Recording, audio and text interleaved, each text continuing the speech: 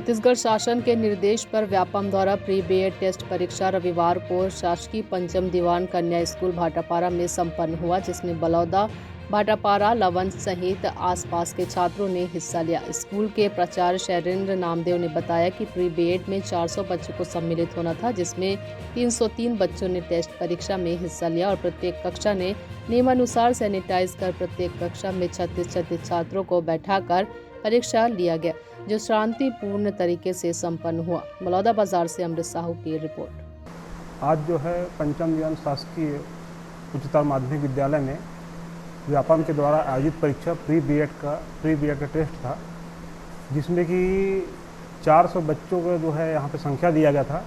400 में से 303 बच्चे उपस्थित थे और 97 बच्चे जो है एब्सेंट थे। सभी के लिए जो है 36, जैसे कि शासन का नियम है, एक रूम में 36 बच्चे बैठते हैं, तो 36 लोग की व्यवस्था किया गया था। सभी रूम को जो है कल सैनिटाइज किया गया था।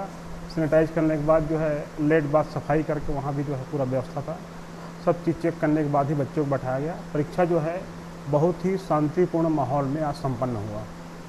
कहाँ से बच्चे आए थे? यहाँ वे भाटापारस थे, बलौदा बाजार, लवन, कसडोल, आसपास के एरिया के पूरे बच्चे थे।